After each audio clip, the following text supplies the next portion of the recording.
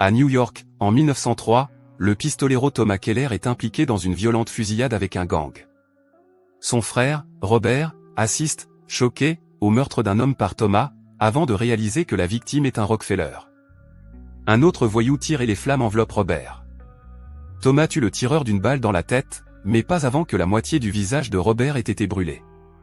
Alors que les voix de la police s'élèvent à l'extérieur, Thomas n'a d'autre choix que de s'enfuir. Il finit par arriver dans une petite ville appelée Redemption et entre dans le saloon. À l'intérieur, Doc et le chef de la ville, Jericho, l'interpellent. Ils exigent qu'il leur rende la carte. Doc le regarde froidement et lui demande pourquoi il devrait permettre à Thomas de se joindre à eux. Plus tard, Thomas remet son arme et ses effets personnels.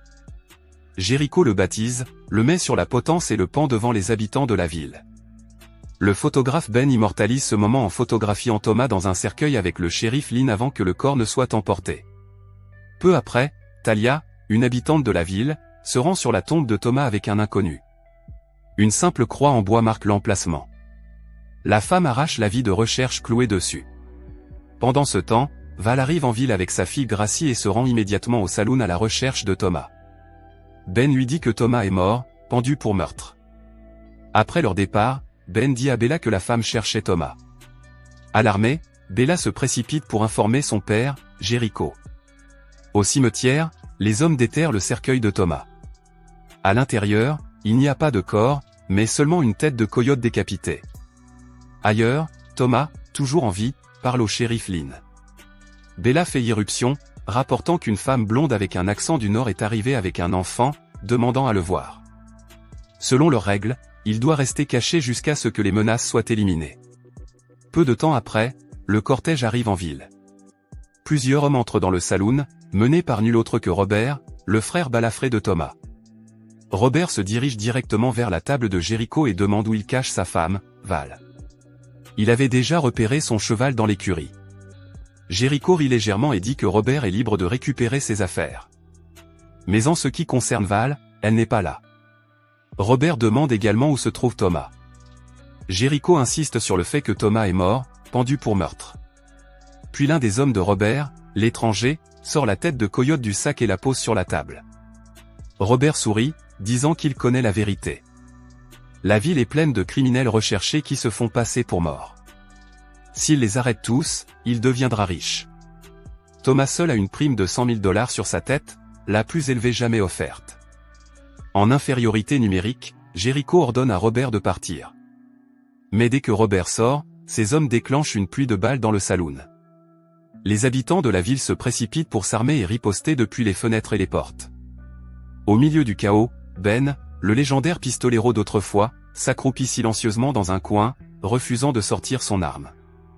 Alors que le tonnerre gronde et qu'un orage éclate, les deux camps s'arrêtent, reprenant leur souffle dans l'inquiétude du LOL. Bella apporte d'autres munitions, mais Jericho dit qu'elles ne suffisent pas. Elle suggère un tunnel vers l'armurerie. Il accepte. Pendant ce temps, Thomas et Lynn reviennent en ville et aperçoivent les corps de Robert éparpillés dans les rues.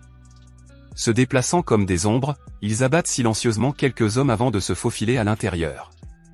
À l'extérieur du saloon, la voix de Robert résonne, appelant Thomas. Thomas sort, surpris de voir son frère défiguré vivant. Robert l'exhorte à retourner à New York et à faire face à la justice, sinon la potence les attend tous. Thomas refuse et retourne à l'intérieur. La colère de Robert s'enflamme. Il crie vers le saloon. Ils ont 15 minutes.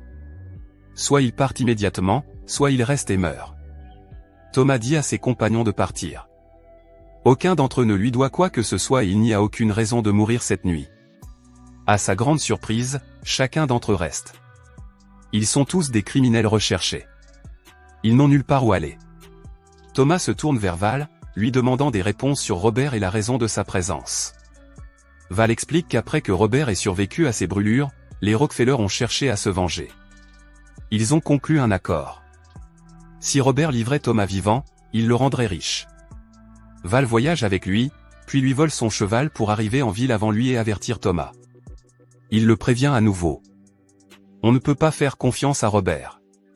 Pendant ce temps, Doc et Bella atteignent l'arsenal caché, une caverne remplie de caisses d'armes et de munitions.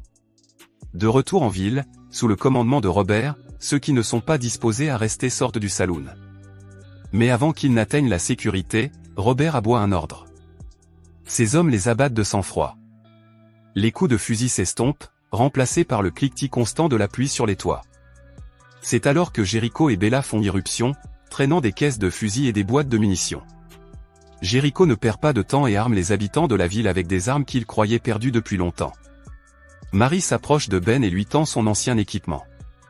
Ben le fixe, accablé par le poids de son passé. Finalement, il l'enfile. Le visage sombre de Jericho se crispe en un léger sourire. Le légendaire pistolero est de retour. Dehors, Robert appelle Thomas, lui proposant une trêve. Thomas va à sa rencontre. Robert insiste pour qu'il retourne à New York, qu'il affronte le procès et, quand la potence arrivera, il l'échangera sous la capuche, afin que personne ne le sache jamais. Avant que Thomas ne puisse répondre, Val repère les hommes de Robert qui tendent une embuscade et crie pour les avertir. Thomas se retourne, arme au poing, et les abat avant de retourner en courant dans le saloon. Le plan de Robert s'effondre, laissant les deux parties dans une impasse mortelle. Pendant que les autres réfléchissent, un citoyen, Kelly, sort par l'arrière. Rampant dans l'ombre, il trouve Robert et lui propose un marché. Si Robert l'épargne et le paie, il trahira les autres. Il révèle la porte secrète sous le saloon. Le lendemain matin, Kelly guide les posies à travers le passage secret. Ils font irruption dans le saloon, prenant les habitants de la ville au dépourvu et les tenant en joue. Thomas et Val sont traînés dehors pour affronter Robert. Thomas est enchaîné et jeté dans un chariot. Robert ordonne à Tia de rassembler tous les hors-la-loi, vivants ou morts, afin de toucher les primes. Peu après, Lynn, Doc et Levi sont conduits à l'échafaud. Robert, froid comme la pierre, ordonne à ses hommes de les pendre. Il ordonne ensuite aux autres de traquer Jericho. Avant de s'enfuir, Jericho murmure à Bella de s'enfuir, mais au lieu de s'échapper, elle se cache dans l'ombre. Pendant ce temps, Val s'approche secrètement de Thomas et lui passe un outil pour déverrouiller ses menottes. Robert se rend compte que Jericho est toujours à l'intérieur du bâtiment et ordonne d'y mettre le feu. Blessé, Ben a du mal à rester debout alors que les flammes se propagent. Au moment même où Lynn, James et Levi risquent d'être exécutés, Jericho apparaît sur le toit. Il lance une hache qui détruit le mécanisme et arrête la pendaison, les sauvant au moins pour le moment. Bella tend une embuscade au chariot et tire sur le conducteur. Alors que Val et Gracie sont assises à l'intérieur, le cheval panique et s'emballe, entraînant le chariot à toute vitesse sur la route. Thomas se libère, tire sur plusieurs hommes de Robert à proximité et s'empare d'un cheval. Robert le repère et se lance immédiatement à sa poursuite. En ville, Tia s'approche furtivement de Bella et la capture. Jericho est touché par une balle et s'effondre, tandis que Ben et Doc sont encerclés sous la menace des armes. Lynn, James et Levi sont pendus à la potence, leurs pieds battant l'air impuissant. L'un des hommes de Robert grimpe pour vérifier le corps de Jericho, mais Jericho, toujours en vie, lui tire dessus. Le chaos s'ensuit. Bella et Tia s'affrontent dans un combat brutal jusqu'à ce que Tia la mette au tapis. Doc se mobilise, abattant ses ennemis, tandis que Ben, le légendaire tireur de la ville, entre enfin en action, abattant plusieurs ennemis. Il s'appuie sur les planches de la potence avec son propre corps, s'efforçant de maintenir Lynn, Doc et Levi en vie, criant « Dieu, aide-moi ». Tia lève son arme pour achever Bella lorsque Jericho tire, la tuant. Titubé en avant, il rejoint Ben, poussant les planches du plancher et sauvant les condamnés. Pendant ce temps, Thomas galope à côté du chariot et saute à bord pour attraper les pluies. Robert monte à cheval et pointe son arme sur le vote. Son doigt tremble, incapable d'appuyer sur la gâchette. Thomas arrache les rênes et le chariot dérape violemment. Les deux frères sont projetés au sol. Ils s'affrontent dans un combat brutal jusqu'à ce que Robert attrape Gracie et pointe son arme sur sa tête. Thomas crie, demandant pourquoi il tuerait sa propre fille. Robert vacille, étourdi, V n'a jamais dit la vérité à Thomas. Gracie est sa fille. Dévasté, Thomas le supplie d'arrêter, mais n'ayant pas d'autre choix, il lève son arme et tire sur Robert dans l'œil. Robert s'effondre, sans vie. Bouleversé, Thomas prend Val et Gracie dans ses bras et les serre contre lui.